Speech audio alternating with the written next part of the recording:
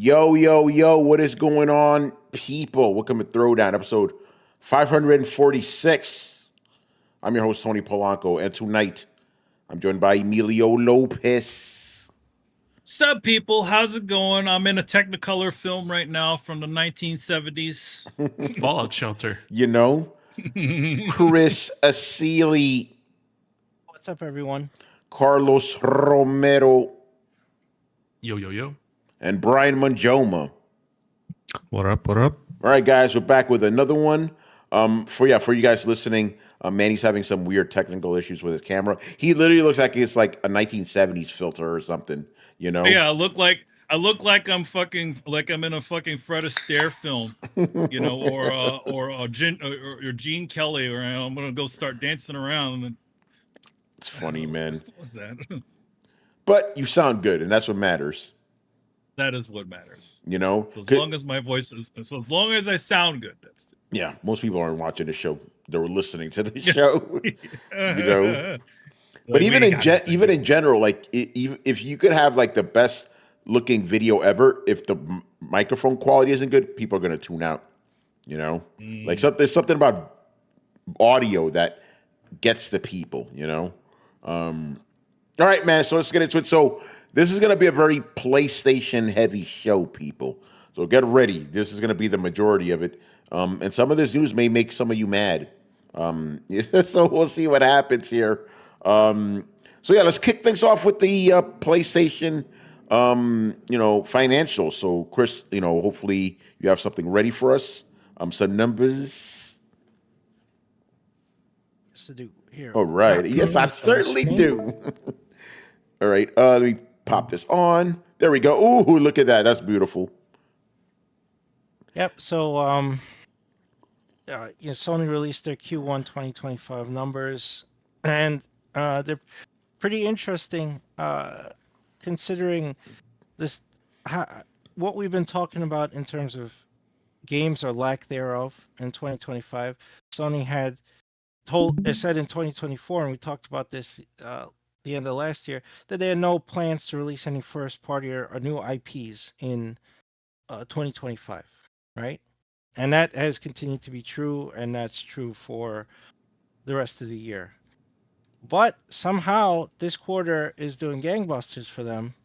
The games and networks services or PlayStation segment is up over 8%. From year over year, from 5.87 billion last year, now at 6.36 billion net sales this year. What was I'll get into what's interesting about that after I talk about the rest of the segments. So PlayStation is up, Sony Music is up slightly, like a little over 5%. Sony Pictures down 3%. The biggest hit was from their entertainment technology and services, which I guess that it rolls in all their stuff, their electronics. They used to call it electronics. Yeah. So it's Bravia and all that stuff. So that's seeing a downturn. Their imaging is up a significant amount, but I think they license a lot of their imaging tech to other companies, so that has been a boon for them. And I know this year will be the spin-off of their financial services. So you know how I always throw those in the report? Yeah. I don't have to anymore. They're They're good. spinning That's it good. off into this other thing. So that's gone now. So looking at the charts here, and I'll lay it out for people with just audio. So Q1 last year, the games and network services or PlayStation segment was 33% of the net sales of the entire company, right? A third, smack right there. Nice third of the net sales comes from PlayStation. Huge. This year it's 34.8%. This quarter, which is insane that it increased somehow with no titles, right? Just off of non-first party sales and PS Plus. Network engagement basically increased their net sales. So that's a big deal, and that's also I'm gonna carry out with this. It's scary. for us who've been gaming a long time, and then I'll explain it when we look at the specific segment of their report. Yeah. You see that, you know, this is in yen, but I already went over the numbers, so we don't have to pay attention to the numbers on here. It's increased a little over 8% increase year over year for Q1 sales, but their operating income increased over 127% from last year. That's huge. That's more than double their operating income, right? Like they cut their losses. That means they had a huge impact, and they attribute it to increase in sales of non-first party game software titles and impact and increase in sales from network services. That must mean they had either a huge influx of subscriptions on PS Plus or upsells of PS Plus to the upper tiers, and they had more sales on the store overall of other titles, third-party titles. That's gigantic, and so that's good. And I mean, it's good. It looks good, right? But here's the bad part. This is not talking about first-party titles. As a matter of fact, in here, as part of their fiscal year 2025 forecast, a negative impact of operating income overall, even though they had a 4% upward revision for the forecast for the rest of the fiscal year, is impact of a delay in the launch timing of a first-party title. Now, the only thing I could think of is either Fair Games or Marathon. Yeah. It's one of those two. But that's the only thing they had going on. And they still revised it up 4% based on sales of network services. That's nuts.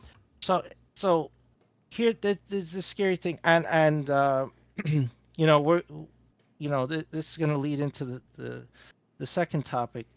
But this should scare everyone, because that means that hardware is not important, right? Yeah. If you look, if you are at the C-suite and E-suite of Sony, you're looking at the business, or you're an investor and you're looking at this, you would go, "Wow, this is great! You know, just network services and engagement, and you can sell third-party titles, and your entire revenue came from that, and without producing software and with lower hardware sales.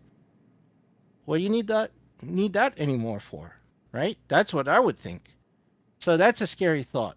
That looking at this is almost justification for them shifting their business to a service model.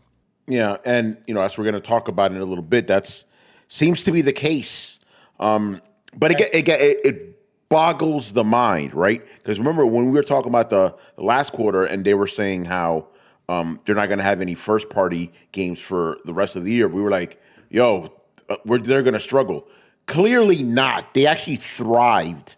It's not off of first party. That, like you said, that is scary. That tells you something right there. That tells you Sony doesn't need to be putting out first parties to win.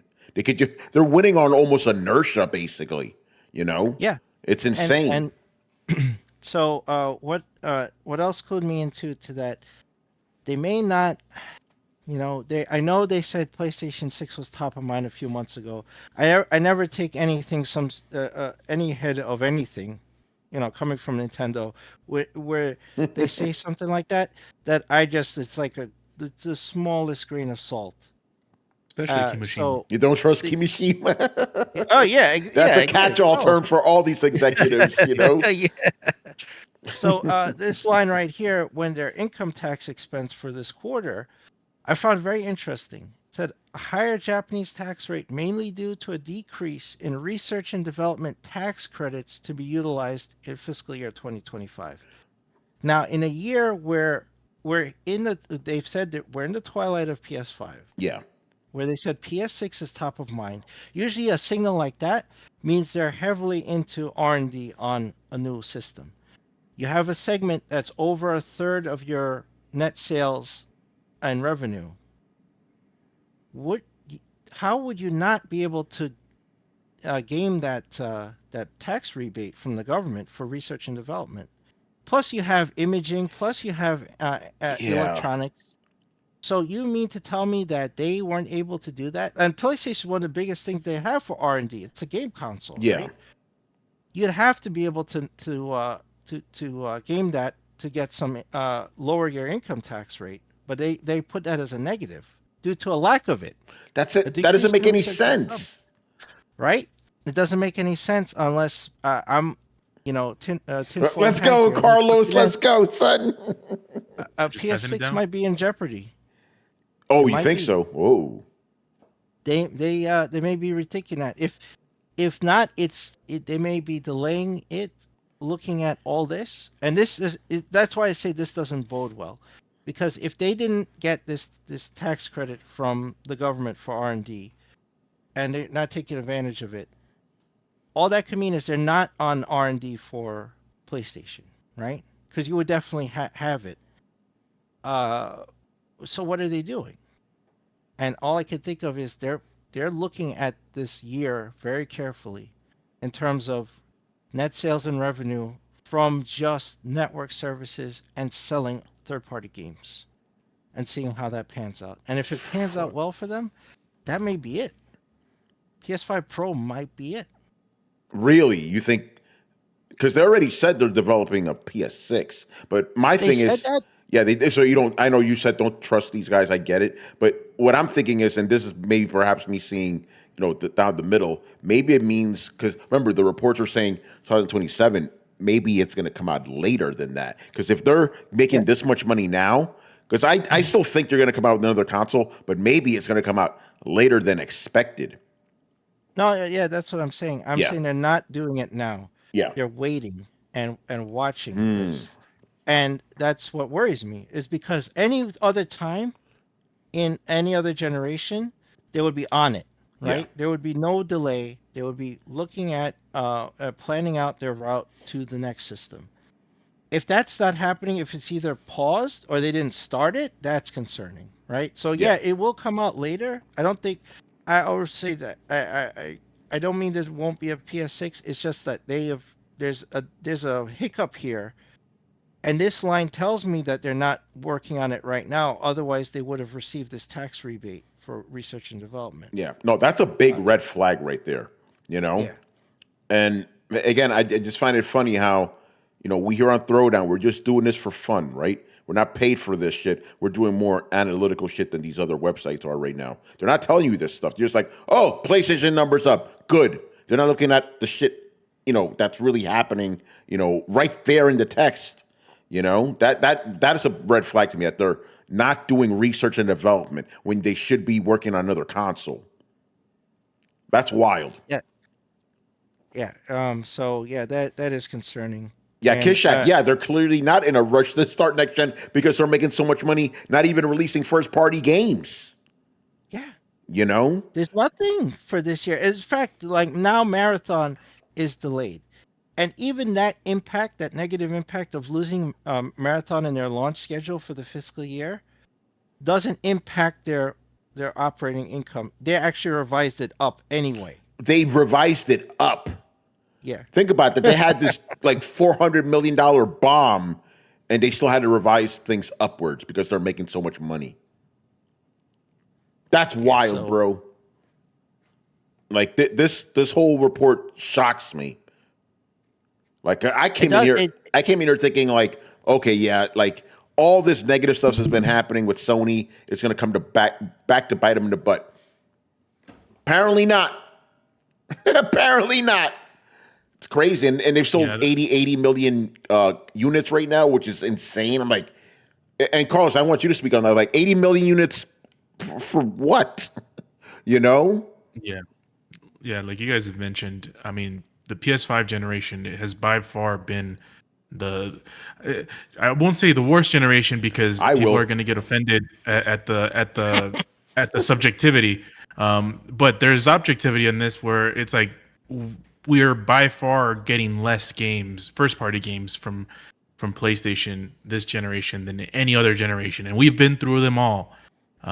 So it goes back to a conversation that I've had with Tony probably over a decade ago when we were talking about the PS3 era, and I'm like, nah, man, PlayStation is always inevitable. they're the zeitgeist console. That's the console that all the people flock to whenever they just, for default.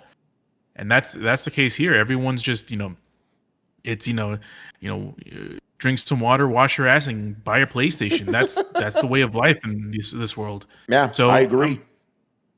It's not surprising. We're technically year 5 of the generation. If we want to go through that 7-year cycle, that is probably the most indicative one that we've had, at least from the last generation. Where we should be expecting a PlayStation 6 in 2 years in 2027. I'm not sure. I'm not too sure about the whole. Chris brings up the good point of, the research and development slowing down because they don't have that rebate for that. I wonder how much of that is done in previous years. As we know from Mark Cerny, when he's talked about this stuff, development on a new console starts as soon as the previous one releases. Yeah. So I'm not sure how much of that is going on. Development might, kick up right before the release of it when they start, hammering on the other stuff. And we heard from Microsoft, they're already working, or they've already worked with AMD on their chip or on their system. I don't think they're going to do an SoC on the next generation, but they're already working on that stuff. I'm curious to see if the PlayStation 5 hits 100 million by 2027. I wonder if that's going to be enough, because they're gonna these companies always like these benchmarks. That's why and I told everyone that's why Switch is still selling even months after the Switch 2 came out. They want to be the best selling console of all time, and I feel like that's important for these companies. I don't know. It's going to be interesting, and the whole thing with the games. I'm not surprised. It's mostly services. It's mostly subscriptions. They get a cut of all the Microsoft games that are coming out on the system now. So it's going to be interesting. And it might be too early, but we'll get eventually to the discussion of how much a PS6 is going to cost in 2 years, 2+ years. Which will be a great discussion. Yeah. I actually don't have that in the notes, Carlos. You talking about the tariff situation? No, it was, or maybe it was. I forgot. It was a discussion where we had in the Discord about the price. Yeah, because I saw it was based off tariffs. The reason if you want to talk about it, I'm down with that. But the thing is, with tariffs, the situation could literally change tomorrow. So that's why I don't want to talk about that stuff too much. You know what I'm saying? It's like every day it's something fucking new. And even to bring the point home. X factor. Yeah, exactly. And Brett, just to prove a point. Okay, one day, this was about like a month or two ago, quote unquote, news broke that handheld prices went up because of the tariffs, right?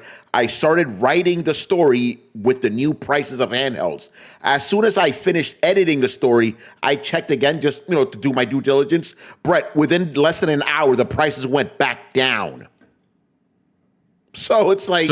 Yeah, that's why again, if you want to talk about it, that's fine. But it just seems like it's more speculative than anything, because who the fuck knows, So I'll just clarify. The conversation started with that. Yeah. But, it's with a lot of things, everything is multifaceted. It's not just one thing that you have to pin down on a thing going on. For the prices, we know we already have a $700 console. Yeah. That's the PS5 Pro. 2 years from now, anything can happen where these companies can justify the price of $1,000 console. That they'll try their best to do that. Current market conditions. Yeah, exactly. Like, can they? Like I don't know about y'all, but I'm really torn between them pushing off the next generation and not, because I don't really feel like I've gotten my money's worth out of my PS5 yet. I don't think anyone has, man. And that's kind of what I'm saying. Like, do they have to deliver before the PS6 comes out, or can they just skip to the PS6? Because if they have to deliver, then they gotta deliver on that at least couple years worth of bangers before they can even justify. Because otherwise, like, you're gonna have a loss of market share. You're gonna have a bunch of people that are like, oh, I just bought this last product and like it never paid off, so I'm gonna hold back and make sure this one pans out. Like, I think they burned away a lot of the kind of good graces that they had. Even though they're like everything's going up for them.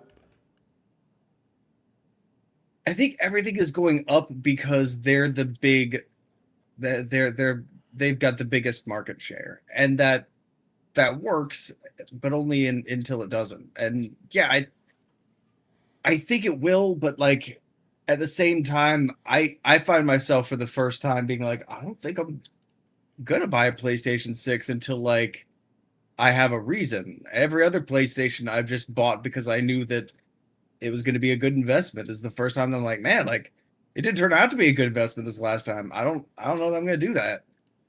Yeah, I don't blame you. You wait till The Last of Us 2 remake. The Last of Us 2 make remastered part 2.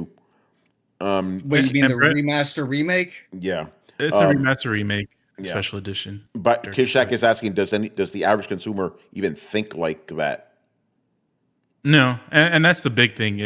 Most of the consumers don't think about that stuff. Like Brett, like I do agree with a lot of the sentiment you've mentioned. But lost graces with the consumer, it's kind of something that it only applies to us apparently because the consumer doesn't really care. It seems like how they're spending their money and how these companies just keep generating more revenue. It's unfortunate because it's like it has what they want, so it doesn't matter what does it have Madden? Does it have does it have Fortnite? Can I play Fortnite on that?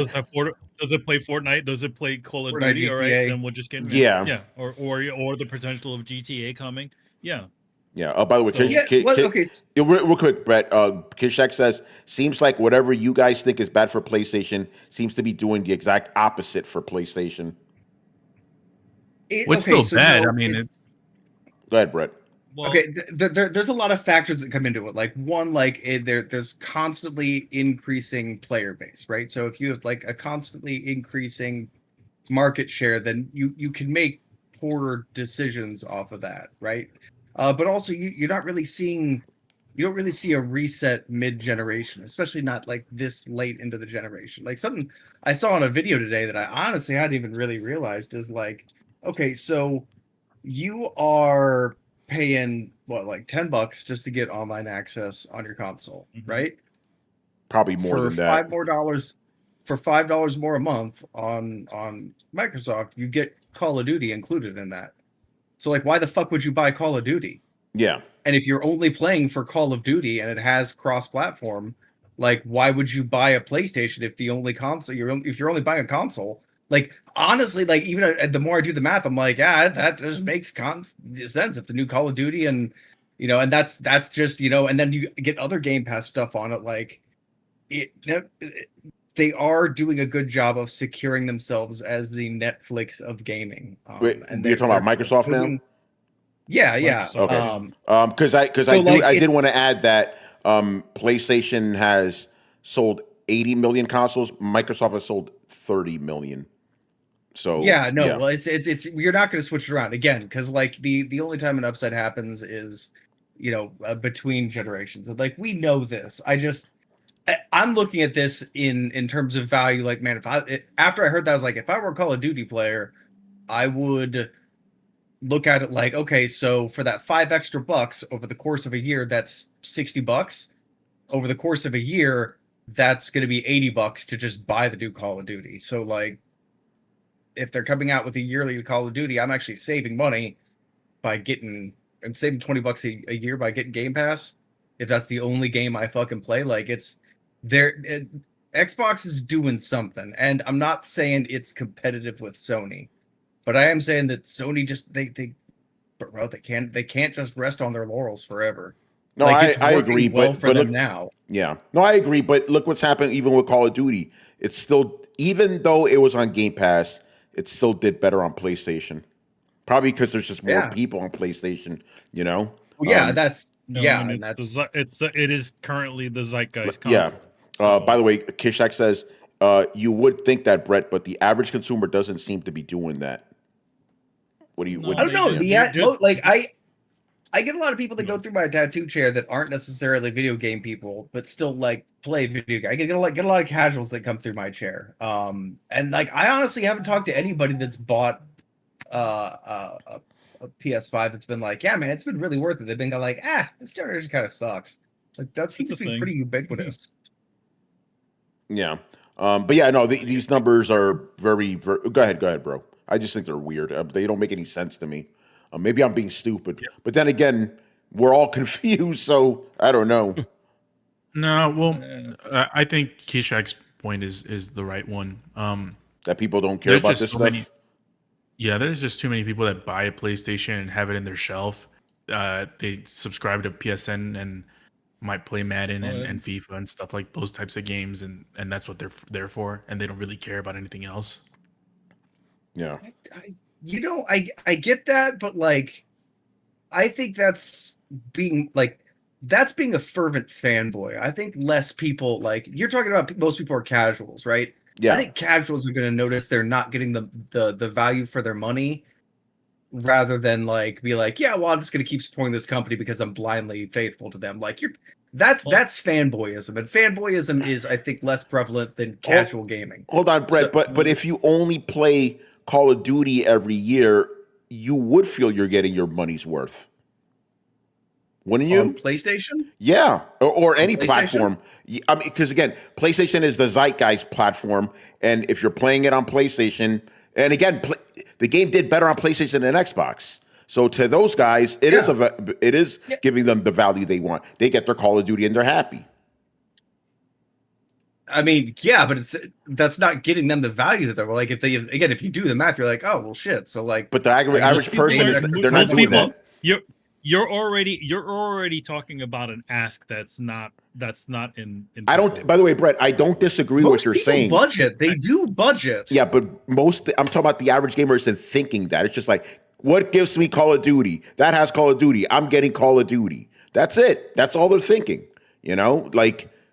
Yeah, and again, it's doing better on PlayStation. That kind of proves it right there. You know, PlayStation. That's bias, man. Like that's bias numbers, dude. You know, dude. It has a larger PlayStation has a larger. It's confirmation bias. It's literally PlayStation has a larger install base, so of course it's going to do better on PlayStation. That's basic fucking thinking. Yeah. So I don't understand. Don't act because it's doing better. But I don't. I don't understand what you're trying to get at then. Okay, so an install base is a console that releases once a generation, right? So since the install base is way bigger on Sony's side, I'm not asking about that. I'm trying to say, of course you're going to sell. You're off on a whole other tangent, bro. I don't know what the fuck you're even talking about right now. I'm saying, how can you say that you're getting a better value on Xbox? Which I agree, you are. Yet it's still doing better on PlayStation. That's what I'm trying to get at. Because it wasn't that way at the beginning of the generation because they hadn't acquired it and it wasn't on Game Pass at the beginning of this generation. Yeah. So do you think there's just a better like deal at the beginning of this generation? It'll be a better deal at the beginning of the next generation. Okay. Yeah. Okay. We're talking about two different things then. Do you think those people were just basically grandfathered there's in? no recovering Xbox. There's no recovering for Xbox this generation. Yeah, Kishak, I don't know what we're arguing. Kishak, I don't know what we're arguing about either, bro. To be honest, aren't we arguing about the next generation of consoles? I'm talking about the current one. I'm talking about the current one. I'm not talking about the next one. I'm not. Maybe you're talking about the next generation. I'm not. I'm talking about the current generation right now. You know. Anyway, are we not talking about PlayStation 6? We brought it up earlier, but right now, at the moment, we're Call of Duty because you brought Call of Duty. I'm talking about now. That's what I'm talking about. Yes, I know right now that it sells better on PlayStation because, again, it's got a better install base. Yeah. Okay, but I'm not talking about PS6. I don't know what's going to happen with PS6. Who knows? I can't say. But yeah. I don't know. I don't know where the hell we lost the plot here. Yeah. Obviously, Sony doesn't know what's going to happen with PlayStation 6 since they're not investing in it. Yeah. All right, so let's move on to this next thing. So again, we got a lot of more PlayStation news for you guys. So PlayStation. So let's get to this one here. So this is something that Sony. So I'm reading this from Genki over on Twitter. Shout out to Genki.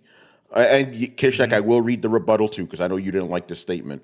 So Sony Senior Vice President Sadahiko Yayakawa says that they are gradually shifting their game business from a hardware-centric business model to a community and engagement-based platform business model. So here's a quote. In the gaming business, we are moving away from a hardware-centric business model more to a platform business that expands the community and increases engagement. That sounds like what Xbox is doing. Or am I bugging? I don't know. I think a wise man once said this. The tea leaves were like slapping you in the face. But I do want to read what Kishak responded to me, and then we'll move the conversation forward. So this is what he says. Context. He said this afterwards, talking about this dude, the executive. He says overall, Sony are making a shift to quote creation as a company, as the three segments of games, music, and pictures make up 60% of Sony's total revenue. For example, shifting from output devices like TVs into creation devices like digital cameras. Also things like music streaming, music catalogs, Crunchyroll, and teaming up with Bandai Namco to create new entertainment and IP. In the gaming business, the shift towards a platform business is increasing. He says that they are transitioning to entertainment creation to expand and to improve stability and profitability. I don't see what I just read has to do with what I read earlier. It sounds like two separate things. Or am I missing something here? Because to me, it sounds pretty clear. We're moving away from hardware focus to engagement focus. That seems pretty clear to me, you know? And I don't know what this whole creation stuff, how that factors in. But Kishak, you're there now. If you could explain it to me, because I'm maybe just being retarded right now. Please explain, brother. I think that at least from that quote, the whole creation thing, it's like I guess they're focusing on, they're focusing on creating content, content like games and films and stuff, which is their bigger business. I'm guessing they're sort of going away, moving away from a lot of the hardware stuff. So this isn't actually a Sony PlayStation thing. This is mostly just a company-wide initiative in general. Yeah, that's a good point. So in other words, PlayStation, Sony is looking to essentially, downplay a lot of the, they're not making as much TVs these days. They're not doing PCs anymore, stuff like that. Yeah, because again, right here it says Sony is gradually shifting their gaming business from a hardware-centric business model. So it says right there, their gaming business. And here's, I was telling Manny about this earlier. Okay, you've sold 80 million units. Your closest competitor, if you can call that, has sold 30 million. Why would you try to copy what your competitor is doing and failing at? Like, you would think, keep doing what you're doing, Or maybe they see something. Money. Yeah, but if they're already making more money, how do you know they are? Because they've sold 80 million units, and we saw Chris's financials reports. We don't know what the profit margins are. Do we? Well, Chris, if you could bring that up. I realize that, but like, can we like see the do we know the profit margin? Like, they're probably looking at their thing and they're saying we're not making dick for money selling hardware. We're making all of our money on selling internet access to people with consoles. Yeah, like, it could be that. Yeah, of our profits coming from. Well, they attribute it to third-party sales and increase in network services. So there's subscriptions and sales from the store. They didn't mention hardware in there at all. But their operating income, I said, was more than double last year. It went up 127%. Yeah, so that's a huge profit margin from last year. Yeah. So there you go. Okay, so if I'm selling lemonade on the street corner, right, and I'm selling it for 50 cents, right, and I make twice as much money as I did last summer, right, and I'm making a quarter profit per glass off that shit, and I'm making I sold twice as many cups of lemonade as I did last summer, right? Now there's a lemonade stand across the street. They're selling half as many cups of lemonade as me, right? But they're making 40 cents on each cup. Would it not behoove me to look at them and be like, well, they seem to be making a higher profit margin. Maybe there's some things there I could do. I mean, like, literally, like, the infrastructure of selling access to online is next to nothing. You're basically just robbing people on both sides of the platform. Like, it's the most ridiculous gatekeeping, low effort highway robbery thing. I mean, it's the digital equivalent of highway robbery. Like, oh, I'm sorry, you want to get on the internet? You're gonna have to go ahead and give me $10 if you want to be playing multiplayer this month. Like, go, like, that's well, of course, they're like, that's all doing it. They're all doing. Oh, it. I know. That's what I'm saying. Like, I'm not saying it's one person is bad. I'm just saying, like, if they're looking at that and being like, oh, we're like, you know, the return on this is way less volatile. It's way more consistent. It's one of our big profit factors. Of course, they're going to be looking into how to expand upon this. It doesn't matter how many more units they're selling than their competitor. If they can make more money, they're going to try and make more money. It doesn't matter if they're doing well. They have to do better. Yeah. But again, you know, and maybe it's because I'm just seeing this, you know, from, you know, an Xbox Game Pass standpoint and how, you know, it's not doing bad, obviously, but it's not doing great. But then again, but PlayStation's version could just be different enough where it won't follow that same track. So maybe that's what will make it more appealing to people, or has made it more appealing to people. I don't know. A lot of the stuff just doesn't make any sense to me. Maybe I'm just too stupid and don't understand numbers, you know. But I don't know, man. Like, I think I guess I didn't realize, like, Game Pass is in the same range as what Hulu, Netflix. Like, at this point, it's just another subscription. It's not any more expensive than that. So, like, it's literally just become the Netflix of video games. And I kind of, I'm thinking, I'm like, that's really all they wanted, right? Like, they don't need the biggest blockbusters. They don't need the biggest bangers. They're just trying to be best value for your money, and they're trying to do the same thing where they're you know, like, most of our stuff is in hardware. So if we can put our services on TVs. They're really looking for you to forget that you left that fucking subscription on. That's what they're really looking for. That's most. I think that's most of that's they're all like, oh, we want engagement. No, you don't want fucking engagement. You just want to do a decent enough job to slightly justify why people are just leaving the fucking service on, continue to siphon money away from your fucking account. That's all. I don't know. Is. Set it and forget it. I mean, you can say that if you want, but as somebody who's never had the service in her Xbox, I think you're just kind of saying hearsay. I have Netflix. Yeah, but and you a bunch have of other Game people, Pass? Yeah. By the way, to be fair, and, you know, I did have Game Pass for years, and I did exactly that. I just kept subscribing for years and never used the damn thing until I realized, Tony, why are you paying for this shit? You never use it. And you know, but that's anecdotal though, so that's not for everybody. Yes, I did have Game Pass previously, but I chose not to renew it because I didn't see any use for it because of any value. I mean, that's fair. I spent $150 on video games. The only games, like, and I still ended up buying the games that I got on Game Pass because I kind of wanted to keep them. Obviously wanted to keep them after I had already, you know, the service goes down, like Hi-Fi Rush and Hellblade. I wanted to keep those around, and I think that they're. I want to kind of bring this back to PlayStation, and Brett, I want your thoughts on this. You know, going back to the whole, there are just more PlayStation users. Do you think that's the reason why PlayStation Network is just, you know, doing better than Game Pass? Because you don't even get day one games, but I guess because there's just way more people. It's like 123 million people, I believe. You think it's just because of that? It's like, all right, we just have this many people, so just by sheer volume, it's going to do better than Game Pass. I mean, yeah, they're going to have more subscribers. They're gonna make more money.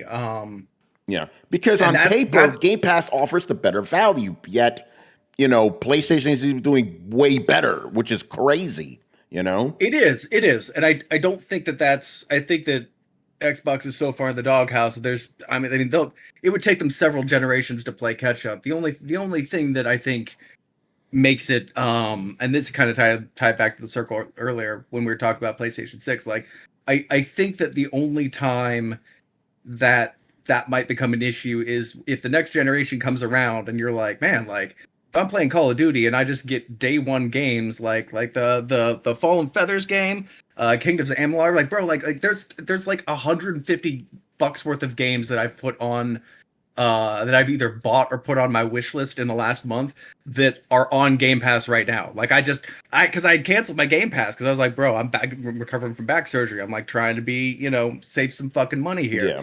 And I just watched a video today about like what's going on Game Pass. I'm like, God damn it, like half the fucking games that I've wanted to buy are already on this son of a bitch. But like I'm kind of like Manny in the I'm like, I want to own these games. But honestly, like I think I want to own these games, but then I play them and I like never come back to them. My backlog is so fucking deep that I just finished Tainted Grail, and that game was amazing, and I want to play it again. Will I? Maybe. And honestly, y'all know me. I finished that game being like beginning to end credits, and for me that's fucking weird. Usually I get like 80% of the way through and I'm like, I get bored. The story here is from here is fucking predictable. I've unlocked all the things, so I'm gonna get as powerful as I'm gonna be. At this end, it's just like a bunch of like fucking fan service, and I'm kind of done. So like I get bored and I tap out and I move on from like probably 80% of the games that I play. So the fact that I finished that one speaks highly of it. But like that motherfucker's on Game Pass. Like everything's on fucking Game Pass. But I don't know if I'm gonna come back to it. And so I don't know if honestly I'm making a good decision by being like, no, I want to own these things. Because I own them on Steam. Do I literally fucking own them as they're literally delisting shit on Steam right now? Do I own it more than I do on Game Pass? I don't fucking know. Who cares what anybody knows about or owns anything anymore? I don't know, man. I don't know. So like, I'm probably tapping out and going PC, but I can see in the one instance where if Sony hasn't really delivered value by the time the next generation comes out, I think you might see some more people transitioning over, and then maybe, I don't know, like a generation after that. Like it's not going to flip flop in a generation, but like, again, if I could sit here and do the math, be like, all right, so like, if I'm paying $60 a year for a Call of Duty, or $80 a year for a Call of Duty, why not just get the $60 for a year of Call of Duty because it comes with a bunch of other free games and shit. And also it's $20 cheaper. And that's if I buy it monthly. Like if I buy it yearly, then I don't even know.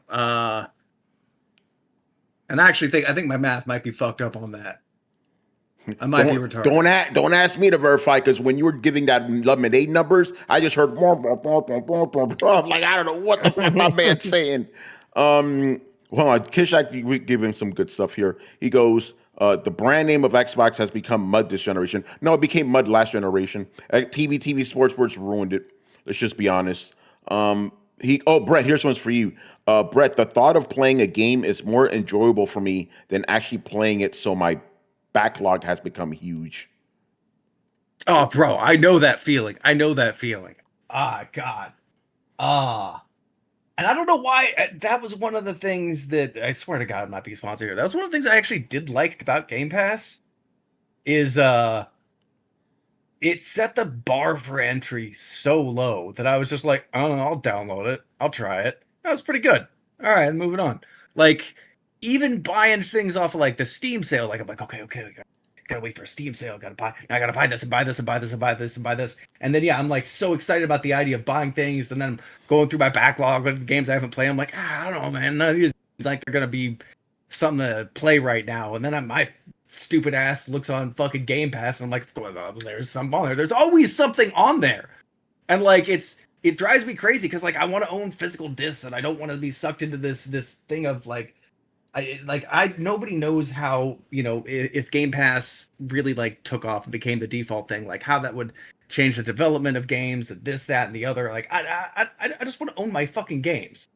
but like, even like I say, like about many, like I want to own my games too, but like, do I come back to them? No, I just end up spending more money on principal. So I don't know what the answer is. I don't, because it is a good value, and especially if I were just a Call of Duty guy or a play one kind of game, like fuck, man, if I find a game a month to play on there, that's shit. For a hardcore gamer, that's not hard to do. He says you've become a digital hoarder. Oh yeah, no, I think anybody who kind of moves over to PC becomes a digital hoarder. I have, absolutely. The Steam sales will do that to you. Absolutely. $2, I will take that. I'll take 10 of those. You know how it is, man. All right, let's move on to this next story. Still about PlayStation. Sony, this one's interesting. Because, you know, Bungie ain't been doing too good lately under PlayStation. And, of course, the link here I have is from fucking Forbes, which is ad blocked or whatever. Anyway, Sony is thinking about absorbing Bungie into PlayStation Studios, so they won't be independent anymore, basically. Oh, well, you knew this was going to happen, you know? No, they're like, what the fuck is going on here? Yeah. What the fuck did we buy? You know, to be honest, they should have done some research into that studio before they started down there, you know? Yeah. Because it's seriously, they bought like this jalopy that in multiple occasions has proven that they can't survive because of their own management. I mean, you know, back in Destiny, remember how they said how much Destiny cost and how years ago, or how the developers were unhappy with the way things going, or the crazy pivot that they did when they removed the plot out of Destiny. Yeah. So this is all after. Yeah. Go ahead. No. So basically, I'm reading this off of PC Gamer, and I like their headline here. Sony has seen enough. 3 years after acquiring Bungie, Sony says the days of independence are getting lighter, and its future is to become part of PlayStation Studios. Bungie was intended to operate as an independent subsidiary when it was acquired in 2022, but that hasn't worked out, clearly. Destiny's not doing well. Look at all the shit that's happening with Marathon. And Sony's like, all right, that's it. Enough of this nonsense. Can't say I'm surprised. Let me read this real quick. At the time of acquisition, we were offering a very independent environment, so that was one way of thinking. However, thereafter, we have gone through structural reform as we announced last year, so this independence is getting lighter. Yeah. I mean, you guys haven't produced results, you know? That's what you get. I might be wrong here. Uh-oh. Did Destiny not go free to play since their acquisition? I think they went free to play before the acquisition. I could be wrong about that. Let us know in the chat. I think it was before, yeah. So, yeah, what do you guys think about this? Sony, you're saying, no, you're part of us now. Fuck this shit. Fuck this independent stuff. If the Bungie leaders from 10 years ago saw the news in the future, they'd probably shoot themselves. Oh shit! that was their whole shtick. It's like, we don't want to be part of Microsoft anymore because we want to be independent. Oh, let's go to the EA bubble. Wow. We don't want to be. Oh, we don't want to be with EA because we want to be independent. Oh, let's go with Sony. Let's go to Sony. I just want to make sure I had this correct. Like, the company that wants to be independent from Sony or from Microsoft gets no, never mind. What's up? I just don't like. It's just, they wanted to be independent, so they left Microsoft and they let themselves be purchased by Activision. By EA. Oh, it was Activision. It was Activision. It was Activision. Yeah. So it was like, Activision. we want to be independent from Microsoft. Go to Activision. We want to be independent from Activision. Then they go to Sony. No, I think to be honest, I think this was I think this is something that goes back to the beginnings of whatever Bungie was after they had left Microsoft. I think whoever's on top over there is looking to get an extra bump to some money for doing those purchases, doing those sales. I don't think it has anything. I don't think it has anything to do with making fucking games. Well, okay, sorry, I just remembered the thought that I had lost. So I want to get this straight. So Sony can't make a game after repeated attempts and failures to match Halo. So when Halo breaks free, Sony buys them and then goes, you know what? I think we can make your games better than you can. Like, they didn't say that. It's just like they didn't say that. They're just like, you guys aren't producing results. We're no more independence for you. That's what they're saying. Yeah, but the whole reason that they bought them was because they couldn't replicate their results. Yeah, no, I agree with that. But I'm just saying they didn't say we could do it better than you. They didn't say that part. I just want to be clear on that. Well, no. It just seems like Sony, you've never been able to capture that lightning in a bottle. I'm not saying that Bungie's doing a great job, but I'm saying you've never, like, you made so many games to try and compete with Halo, and none of them kicked off. Like, it's just, are we gonna make a new Killzone? Like, what are we doing here? Yeah, hold on. I got a Rico in here. He wants to talk about Killzone. Kishak says, I swear Bungie has a submission kink with all these past owners. hurt me, daddy, hurt me. Well, the third marriage is it, I guess. Yeah, that's it. Yeah. Well, it's over. It's like, that's it. It's over. That's it. We're gonna chain you to the kitchen, bitch.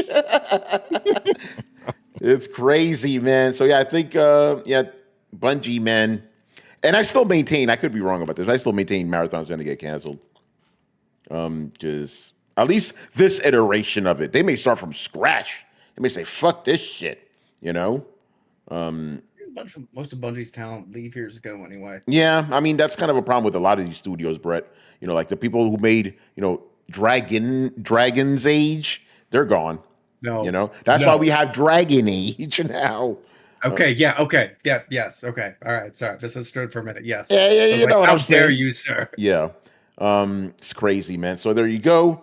Any last thoughts on, you know, Destiny's fate, or excuse me, Bungie's fate? Bungie is destined to fail. Yes, there you go. It's a good Richism. Destined to fail? Yeah, destined to fail.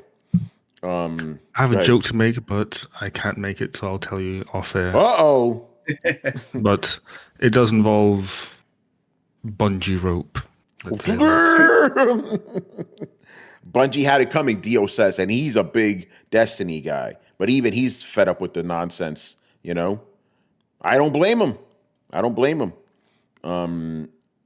All right, so next story here, still Sony. I think this might be the last Sony story of the night. Yes, it is. So during that same, you know, earnings call we were talking about, where that other statement came from, Sony CFO admits that live service shift is not entirely going smoothly in the wake of Marathon and Concord. Takes a big hit of I like this headline. Takes a big hit of cope. Says it's not all bad because Helldivers 2 and Destiny 2 exist. Like, these games suck, but we still got this. I don't know if you should be propping up Destiny 2, though. Helldivers 2 is a success, though. Absolutely. But Chris, is like, okay, you have Helldivers 2, big success, but I think the failure of Concord is even bigger, you know? Failure of Concord is huge. Yeah. I mean, just eating the cost of that. Marathon is yet to come. Fair Games is yet to come. It's just like, looking forward, like from there on, yeah. Live services is just L after L, right? Yeah. So what, and it's like, okay, so all you're gonna bank, the cope is gonna become, well, at least we have plenty of third party support and subscriptions, right? Chris, yeah. What you don't understand is this is a sprint, not a marathon. Yeah. Oh. We got jokes for days here on Throwdown, you know? Got him coming. Bungie can only sprint so hard, then they throw you in the basement. Yeah. Oh shit. Oh man. I guess just like marathon, they ran 26 miles and they died. All right. So this is a quote from the CFO here, and mind you, it's translated from Japanese, so a little funky. Somewhat negative news has been coming out, but if we look at the past 5 years ago, live service games were almost non-existent for PlayStation Studios. We now have Helldivers 2, MLB The Show, and Gran Turismo 7, and Bungie's Destiny 2. So we have these 4 live service games contributing to sales and profits in a stable manner. That's the success stories right there. I didn't realize Gran Turismo 7 was a live service game, but I guess it is. But realize MLB The Show was a live service game. I guess it is. Brett, we're learning something tonight. I had no fucking idea. That they're not making successful live service games. No. They're turning successful games into live service games. I guess, yeah, you're right. So those are the successes, but I still think the failure of Concord kind of mitigates all that stuff. So it is, again, that's got to be the biggest failure in all of gaming, because how other games that failed still came out and are still out there, more or less. This game is gone. They obliterated it, They just zapped it out of existence. Yeah. I'm curious to see, we'll never get this, but just how much money Concord cost post and pre Sony acquisition. Oh shit! Because it seems like from the recent financials they haven't. It doesn't seem like they've seen that big of a hit. Yeah, that's the thing. That financial report is very strange to me. Because you're right. It's like it doesn't seem like Concord affected anything. Which scares me because I'm like, I want them to learn a lesson from that. Even if it hurts. But they're like, steady as she goes. Next service game. Oh man, stop it right now. Right, I think the only thing that would bother them would be if they started to see a slip in market share. I think until that happens, and honestly, that's probably not likely to happen. They know they can basically print money. It's fine. Yeah, that's unfortunately true. This is the arrogant Sony we were warning about. There you go. It's here. But they're not wrong. That's the problem. Like they ain't wrong. Yeah. No, they're not. Yeah. All right, man. Let's move on. That's the last of the Sony stuff.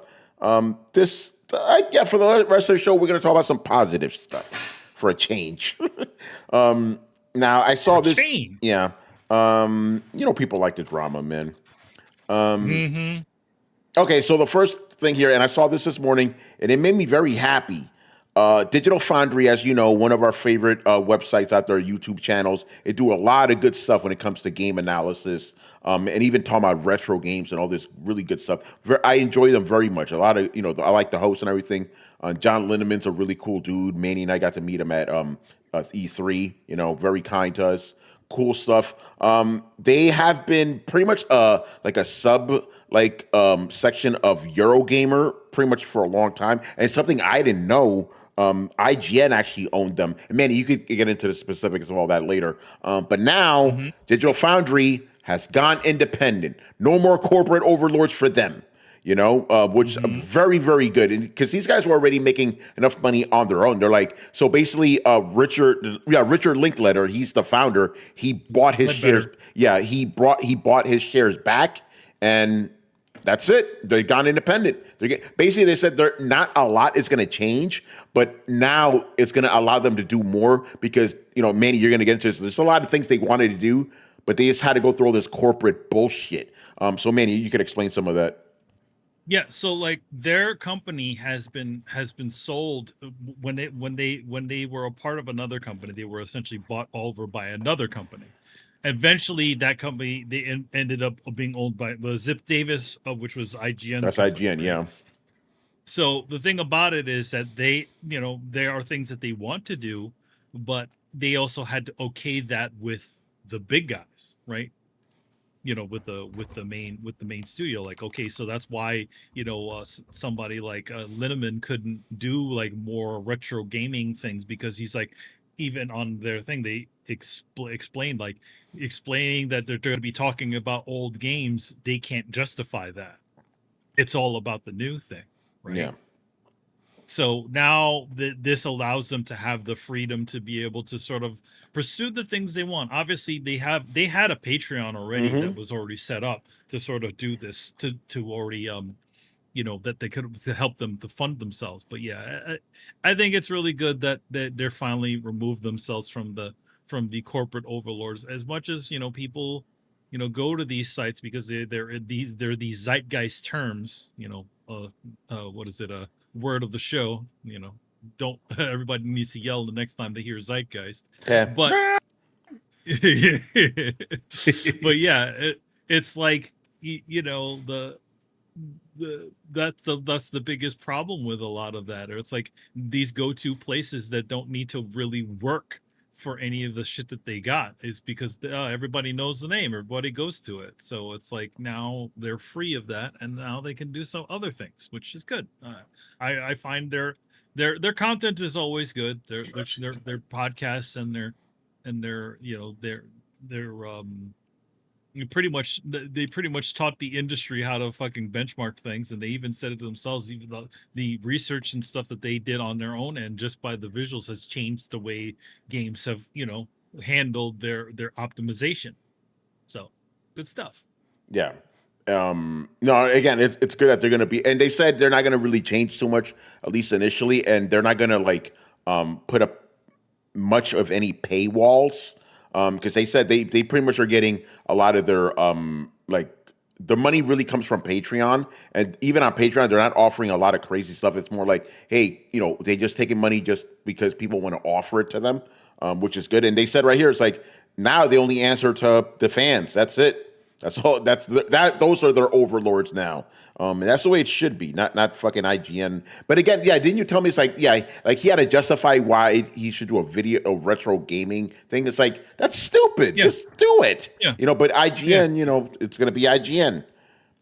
IGN, they're like, oh, is that gonna get us more engagement? Is that gonna get more people watching?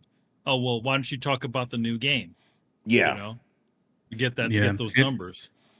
When it comes to that kind of stuff, when they're presenting ideas, not only they're not, and it's kind of unfortunate, but the Digital Foundry guys, when they're doing videos for Digital Foundry, they have to justify it because they're getting paid for doing these videos. So I'm guessing they have to bring up those ideas to the corporate guys, be like, hey, we want to make this video. It has to be billable for them, and now they can just do whatever they want, which is pretty neat. Yeah, one thing that I read at the Verge article, because they really did an extensive story on this. They were talking about how right now they do have a website, but it mainly just acts as just a portal to their videos. So they're like seeing. Because remember, whenever their videos went up, there was an article, on Eurogamer where you could read, and that's how I did a lot of it. Because if I'm at work, I'm not going to start watching a video. It's easier for me to read their article. They say they don't have any plans for written articles now, but they may do that eventually. But yeah, right now, the main thing is just the YouTube channel, which is, let's just be honest, that's just the way of the future when it comes to journalism in general. They also brought up, what was it, the fact that the algorithms have sort of killed, the AI that shows up at the top of the Google search essentially killed all of people going to other sites. Mm-hmm. Because all it does is just give you all the aggregate information of whatever of the content of whatever information was on those sites. Yeah, and that's not hearsay. I work in publishing, and I can tell you that is true. I'm not going to give you numbers. I could tell you guys off air, but every website across the board, doesn't matter what website, if you're a journalist website, you have seen a big decrease in traffic because of that AI bullshit. That sometimes or oftentimes uses your own work, cites your own work, but most people aren't going to click on the source. So that's why YouTube could be a potential safe haven in some cases, until whatever the fuck happens in that area with AI, But that's a story for another day. But yeah, no. Shout out to these guys. They do. I always say they do the Lord's work. Very unique when it comes to gaming. A lot of I can't think of another gaming entity that does what they do. Like you said, they pretty much set the standard for a lot of this shit. So I'm really glad they're around doing their thing, and I'm glad they're going to keep doing it independently. I'm one of the dozen left that enjoy the articles. Thank you, Kishak. I appreciate that, man. Don't just look at the stupid AI overview, because a lot of the time that AI overview is fucking wrong too. Sometimes it gets shit right when it quotes you directly, but sometimes it doesn't. And it's like, wait, what the fuck? Like that shit's just objectively wrong. Anyway, shout out to Digital Foundry. All right, so this is for my own purposes. I want to talk about Evo, bro.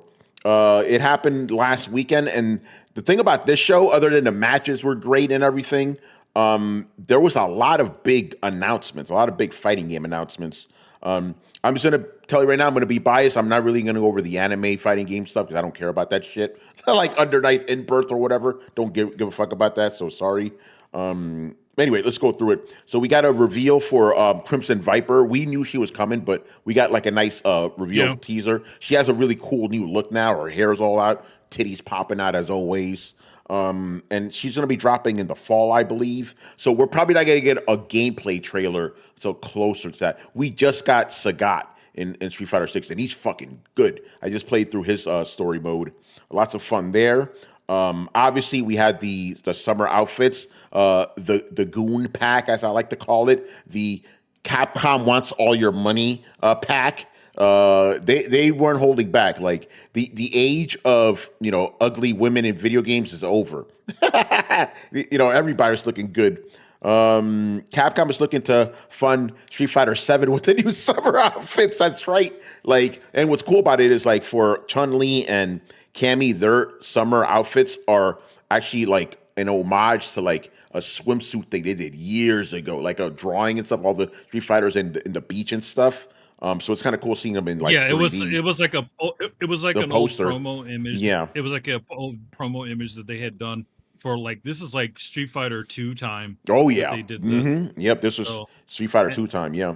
If you have the Capcom illustrations book, you can actually see what piece that is. So yeah, they're wearing those outfits from there.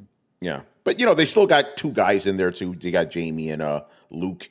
For the ladies. Yeah, it's like, hey, listen, give everybody something. Give the ladies something too. Well, I mean, that's I mean, to be honest, that's all they've done that before, where they'll put a guy in a fucking a banana hammock. Yeah, I mean.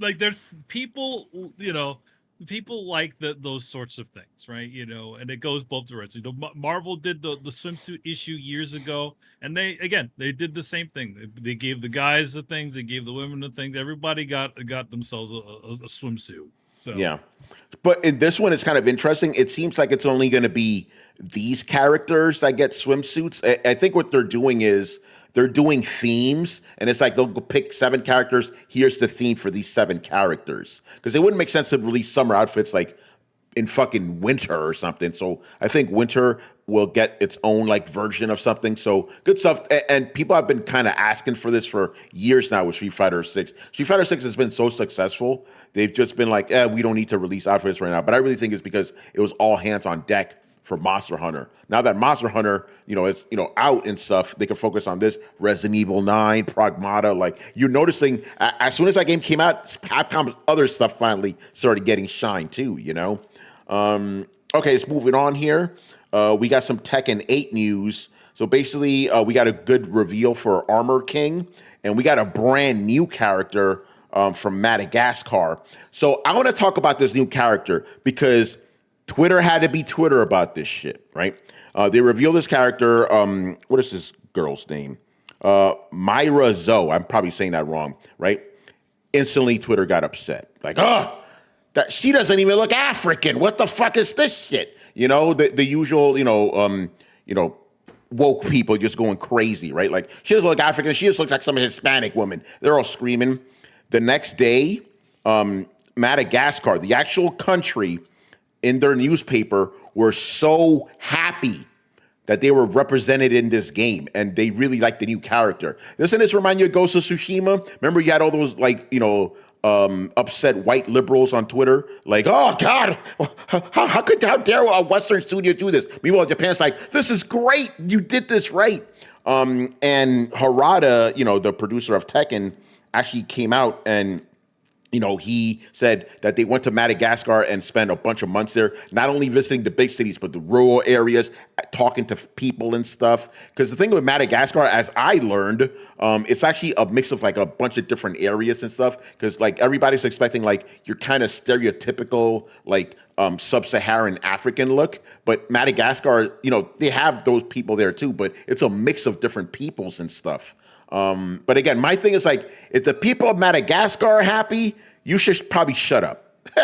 Like, that's it, right? They're happy with it. They're cool with it. So the new character, I believe, is going to be coming out later this year, which is really cool. Next up, Virtua Fighter, bro. We finally got more footage of Virtua Fighter 6, and it looks insane. They basically had like, they had Akira and Stella, and not Sarah, Stella, in like a training board, and the animation just looks so clean, man. Really brutal stuff, and you could tell they weren't using canned animations from the previous game. These are brand new animations, new cutaways and stuff. There's even a point where like Akira hits Stella, and she kind of has like a scar on her face or something. And then when he hits her again, it like explodes. So I'm wondering if you could like deliver damage, and then like if you hit him again, you could deliver more damage, which is something you haven't seen before. And then at the end, the showpiece here, Stella does this like kick on Akira, and it zooms in on his face, and you see his fucking teeth fly out. Like, bro. Like, this is the Virtua Fighter I've been waiting for. And thankfully, we won't have to wait too long, because they said that we're going to see more at Tokyo Game Show. I believe Tokyo Game Show, Dio, you're there. Correct me. I believe it's end of September. That's when it usually happens. So fucking hyped for that. We had the reveal for the Guilty Gear Strive, the Lucy from Cyberpunk. I've never seen the anime, so I can't really speak on it, but she looks cool. I'll say that. Thank you, Dio. September. City of the Wolves, we had Ken. I played with him in City of the Wolves. He's really cool. He's a little overpowered for that cast. Like, Ken is doing all this wild shit. And then, of course, we got Marvel Tokon. We're going to get a beta in early September, people. This shit is crazy. Bro, when I saw, because they had a bunch of developer things about this game, and I thought I was like stupid, because they're explaining the mechanics of this game, and I'm like, I don't understand what they're telling me. This is insane. And then the FGC, even guys that have been doing this forever, like, yo, this is mechanically fucking dense. So it's not just me. They're just throwing a lot of shit in there. But I think a lot of the confusion comes from, we are looking at this game as if it's Marvel versus Capcom, but it's not. It's really more like Guilty Gear or like Grand Blue or other Arc System Work games. But it looks fucking legit, man. Like, it looks a lot nicer than it even did before. So I'm going to get into that closed beta, man. I don't know if they disclose how you can get into the closed beta, but that'll be available. And then the last one I want to talk about, there's other stuff, but I don't give a fuck about these anime games. Invincible Versus, got Omni-Man. Oh, surprise! Omni-Man's in an Invincible game. One thing I was talking to my boy Jeffrey, and he said that the game looks better than it did a couple months ago, and it's true. Like, you could tell they did a lot of cleanup here. No more word on this. It's just, here's Omni-Man, and there you go. Oh, also, quick thing, Capcom Fighting Collection of old games is getting an update. It's crazy. Basically, they're going to add, because a lot of people were complaining about Street Fighter Alpha Upper. They were like, hey, you don't have the 4 extra characters from the PSP game. Manny, they threw the 4 extra characters from the PSP game. It's pretty cool. There you go. They got everybody. They got everybody now. They put Eagle. Well, Eagle and Eagle. What's her face? Those Eagle, were, Ingrid. those were left. Yeah. Eagle and Ingrid are they were in the PSP one, but they weren't first in that. Though they are from the SNK game. Actually, Eagle and what's the Ninja Girl's name? I'm forgetting. What's her face from Final Fight? Yes. Yeah. Maki. Ingrid is from Fighting Evolution, and Fighting Evolution, and Yun, from Street Fighter 3. But I think it's cool, like, because again, that was people's complaints, like, hey, you should have had the PSP version. Well, they gave you that now, more or less. Oh, question. You gotta have Eagle in there, though. Come on, Eagle's cool, man. Tony, how many characters do you think Tokon should have at release, since it's a 4v4 fighter? I'm going to answer it two ways. I would like it to have 24, but I think realistically, on the low end, I think it'll be 16, but it's probably going to be 20. Because 20 is a good number you could divide by 4. And I'll say this, I said this before, this is a 4v4 game. You better have the Fantastic Four in this bitch. Because you have never had the Fantastic Four in a Marvel vs. Capcom fighting game, or any fighting game that I know of. I could be wrong about that last part, but like in Marvel vs. Capcom, you never had those 4 characters. You had Super Skrull. That's about as close as you got, Yup, I'm happy about that, cause I can't find my PSP charger. You're crazy, Dio. But yeah, Evo was hyped. The matches were really good too. Hopefully I get to go next year. Man. By the way, Tony. What's up, bro? I missed part of that conversation with the Tokon. Yeah. So I have a question, and maybe it was already answered. Oh. Have we gotten all the characters, or No. is it We only, at least the launch characters? No, we haven't gotten that yet. Because remember, this game isn't dropping until next year. Gotcha. But yeah, I don't think they announced. No, they didn't announce any new characters that we didn't already know of. Dio, correct me if I'm wrong about that, but I didn't see any new characters that we didn't already know of in this gameplay. Evo would have been a great time to at least give one of them. That would have been more hype. Yeah, no, I agree with that. Dio says the unofficial community manager Maximilian said 20 as well. He's the unofficial community manager. That's funny, man. But yeah, man, good stuff at Evo. And the last thing we're going to talk about, and this one's fun. You guys may have heard that there was a Metal Gear Delta event in New York City this past week. A lot of the big influencers were talking about it. I didn't get to go, but Manny got to go. So I'm gonna give the show over to him. He can tell you stories, and I'm gonna tell you right now, Manny got to play Metal Gear Solid Delta, but he ain't telling you shit about it because we are under embargo, baby. When is the embargo? Yep. Wait and see. Wait and see. Yeah, we can't say that right now, but eventually we will be able to talk about it. So, but one thing to know about the event is, and this is something they didn't talk about in the initial advertisement, people who did actually get to go actually got to play the game. What I can say is they played 40 minutes of the game, which is the virtuous mission. Anything after that, they were not allowed to play, and then they had to move on. You're allowed to say you play the virtuous mission. You're allowed to say that. Okay. I can say that I played the virtuous mission. Okay. Yes. Because that is how much of the game that they allowed people to play. Yeah, cool. So yeah, tell us about the event, man. What did you see? Who was there? So yeah, like I went sort of at a whim. I sort of had somewhat of a slight mission because one of the folks from MGS Con, which I'm going to be at next month, excuse me, not next month, but this month, the 23rd, it wanted something from the show. So what this thing originally, what this thing was a pop-up event where you could buy some of the merchandise and also get a chance to play Metal Gear Delta. You had to go online and you could do it, or you could just go in and do the little event and just get some cool merch and stuff like that. So it was a fun thing. And I to be honest, obviously me being obviously you guys know I worked at Konami for years and doing all kinds of different things for them. I didn't get invited. I wasn't but to be honest, I wasn't really mad about anything like that, because and I've said this on Twitter too, because there was a lot of people like, "Oh man, are you at the event?"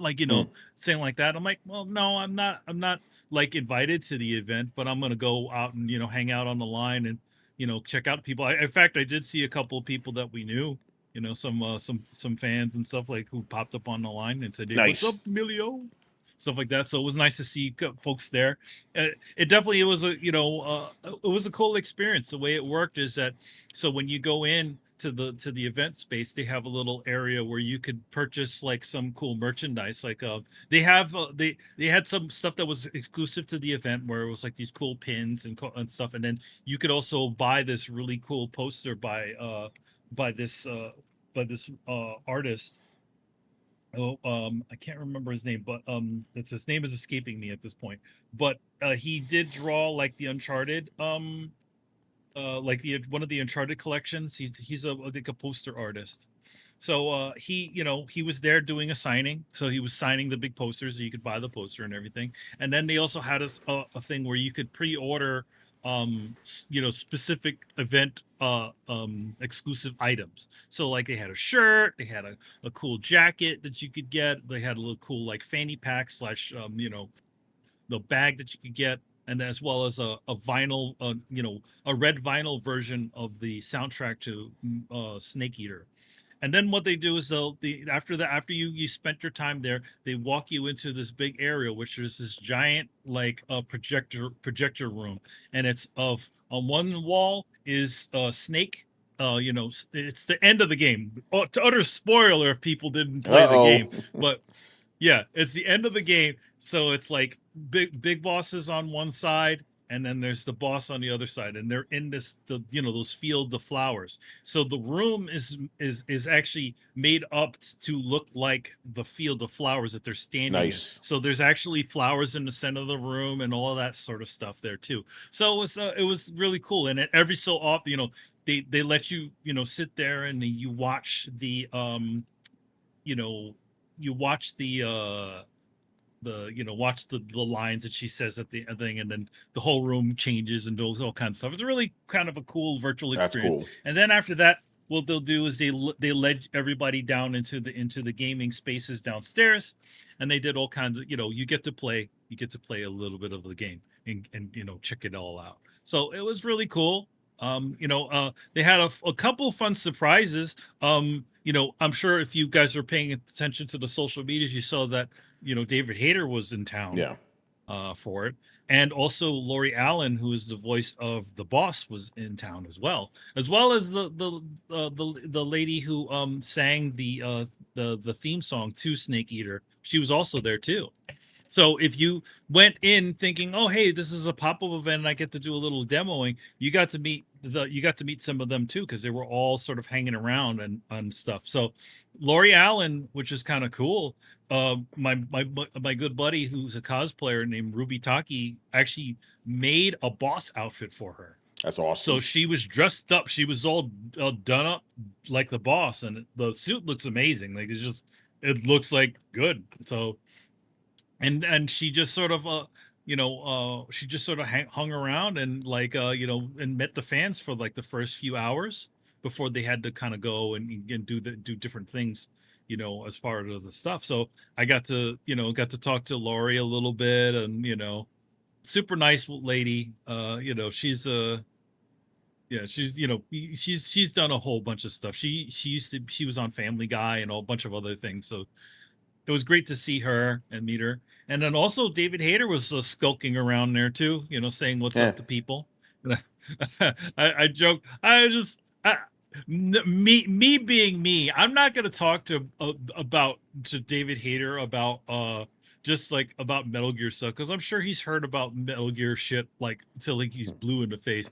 So I was just shooting the shit with him and just saying, hey, like, how long you're in town, and we got to talking about flights. Like he's got another. I'm like, I asked him, so how long are you in town? Are you like sticking around, or are you just gonna jet off somewhere else? And he's like, oh well, I I have a whole schedule of places that I need to in conventions before I end up back in California from MGS Con. He's like, next week we're going to be going up to right after this I'm going straight up to like one of the European conventions and stuff, and he started talking about like, yeah, he's like, those European flights are awesome, and they have like 2-level like like business class is incredible there. They have like 2-level like planes and stuff like. I'm like, damn, that's awesome. So yeah, at this event, not talking to David Hayter, just about flights. Great stuff. That's right? funny. But yeah, it was really cool. Like all the people was there. I got to see some folks I haven't seen in a good long time. Like I haven't I haven't been doing too many conventions as of late. In the last 5 years. I mean, what with my job at the time, just sort of like kind of getting back in the swinging thing and sort of seeing people again. So like I haven't. Ruby, it's been a little bit. I've seen her fairly recently, but it's been a while. And then some of the folks behind the scenes at Konami, I know a lot of the brand marketing guys over there and a lot of the other people there. So it was nice to see all those guys in person, because usually, if this was the normal thing, we would have been at E3 and I would have seen them, because but no, E3 doesn't exist. In fact, the last.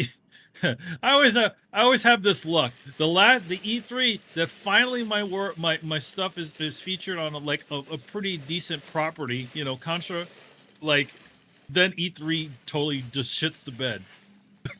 Ain't that right something, after man? the year after. So yeah, I haven't seen a lot of these guys since I was doing this stuff for Contra, promoting the Contra game and doing artwork for it and all kinds of stuff. So it was nice to see everybody again and be like, hey, what's up? How you been?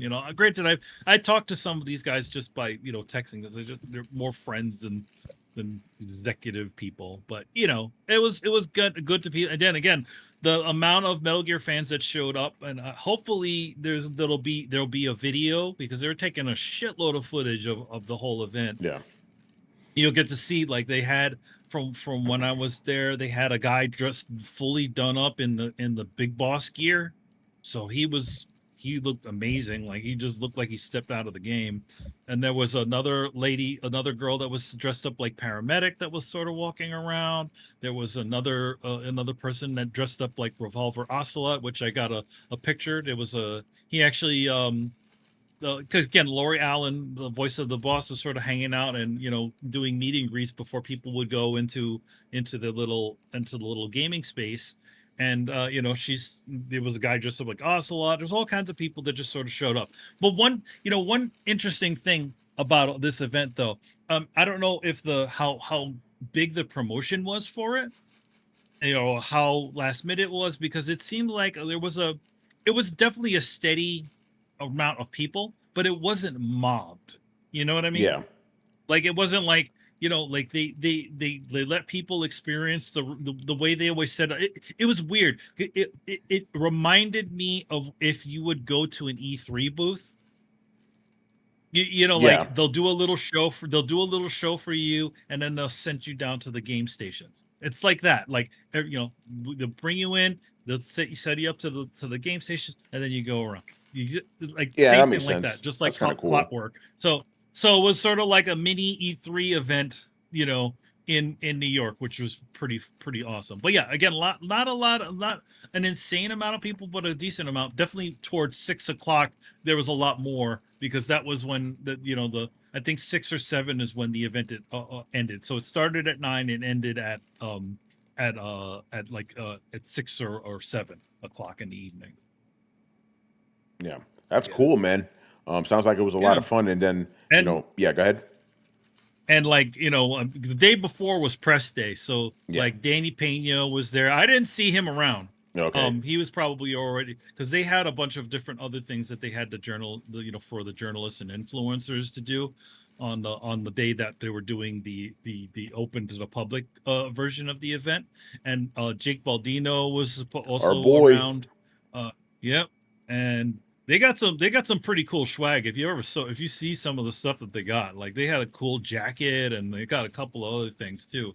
So yeah, that was a really cool thing. It was fun to do. I wish I'd like to see more things like that, more open to the public events, allowing people to sort of get their hands on titles. I feel like, again, with E3 sort of, shitting the bed, and and what is that show? Summer Game Fest, baby. And Summer Games. Oh man, he got distracted by getting a drink. I got me a drink. Right, so hot.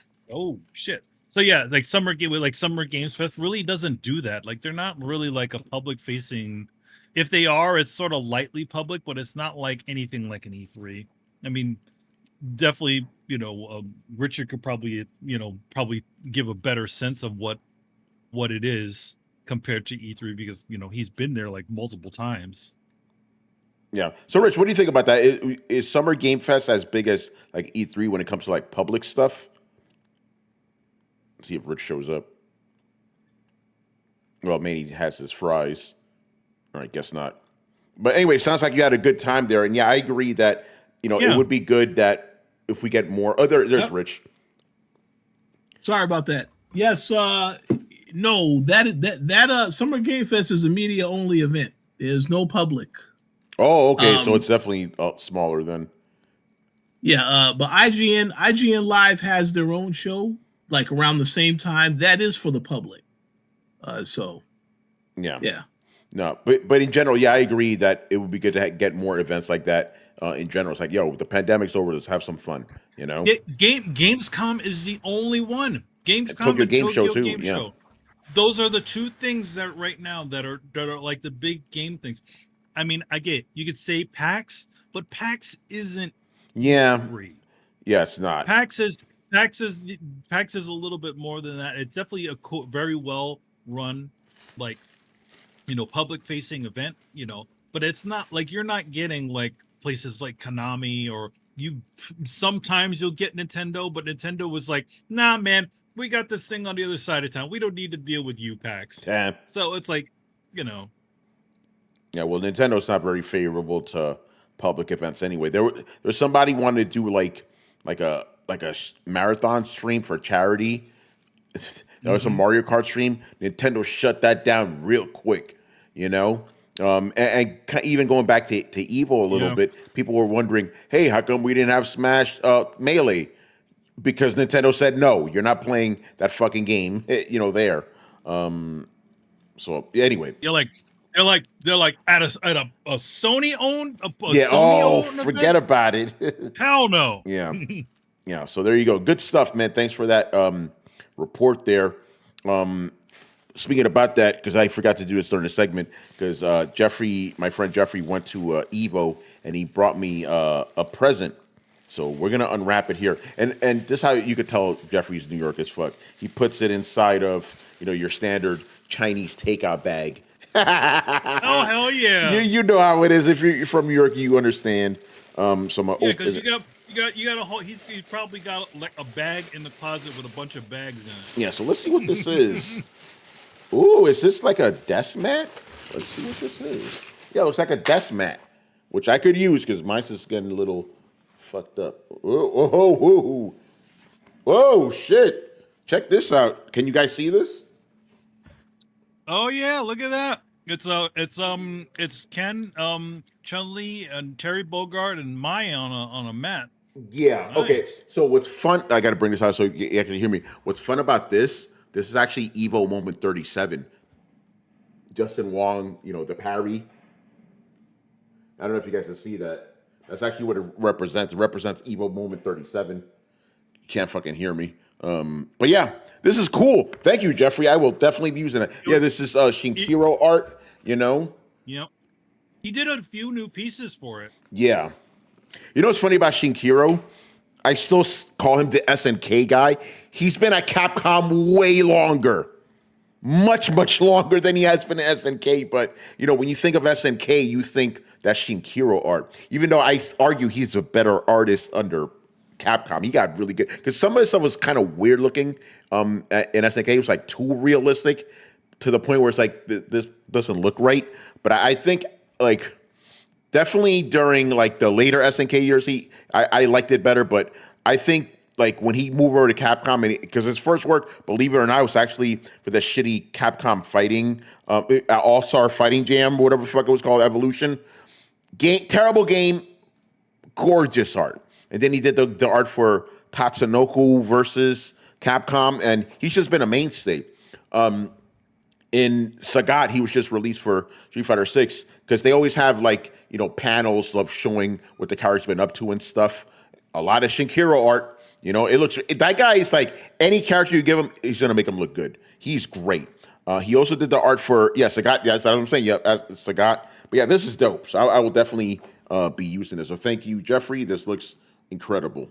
I definitely need another. I mean, because I use a desk mat anyway. It's just dirty, and I'm like, can I put that thing in the fucking laundry? I don't know if that'll fuck it up. Anyway, good stuff. Let's start wrapping things up. And Manny, you can go first because you already kind of teased it. What's coming up on your end? Well, first off, thanks to everybody who picked up Power Rangers Prime number 9. Apparently, when I went out, one of the other things I did while I was out in New York, I went over to Midtown Comics to see if I could spot it on the shelf, and they said they sold out. And the homeboy at the desk gave me the pound. He's like, "Oh yeah." So there you go. So yeah, Power Rangers Prime is out right now. Good luck finding the cover that I drew. By the way, if we're going to talk about the future, I will have copies of Power Rangers Prime number 9 at my New York Comic Con table. Dun, dun, dun. October. But coming up real soon, we have I have covers with that are coming up in due time. Kari Randolph and I doing TMNT Journeys number 2, which has a Casey Jones cover. From the 2003, so we did a 2003 era Casey Jones cover, and then coming in 2 weeks,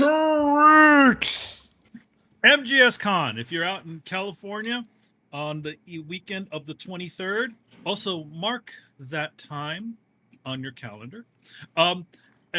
The 23rd is going to be MGS Con. They have most of the cast of Metal Gear Solid 3 and Metal Gear Delta, so they're all going to be there. David Hayter, Lori Allen, the guy who played Revolver Ocelot, Greg Eagles, who's the voice of Cyborg Ninja and Decoy Octopus, and a bunch of the people that have worked on the Metal Gear games are all going to be there, as well as a list of fan artists and also cosplayers, including my friend Ruby Taki, who's a really talented cosplayer. So yeah, if you're there, say what's up. If not, I'll see you at New York Comic Con. There you go. And because you're going to Comic Con, I will go to Comic Con as well. So that'll be fun. Because last year I was like, man, second, what the fuck should I bother? So I didn't even bother going. So I'll be there this year, and Barry Burton will be there too. Barry Burton will reluctantly be there and say, I'm not even supposed to be here, like Dante from Clerks. Yeah, right. I'm not even supposed to be here. All right. See y'all soon for Friday. Oh yeah, Dio, we'll see you out there, brother. Barry Bird says never. All right. Rich, what's coming up on the Coalition this weekend, man? Oh yeah, so first and foremost, let's give a shout out to Mr. Adam Vale, the TV Terminal. He has been reviewing the show Revival, Chief of War, and Dexter. So stay tuned to the TV Terminal YouTube as well as the Coalition website. That will be up. As for the Coalition specifically, I just recorded a review with Dana for the movie that just came out called Weapons. That is a really crazy movie. Definitely check out our review because it will be on the Coalition Entertainment channel, but it will also be on the website. So stay tuned for that.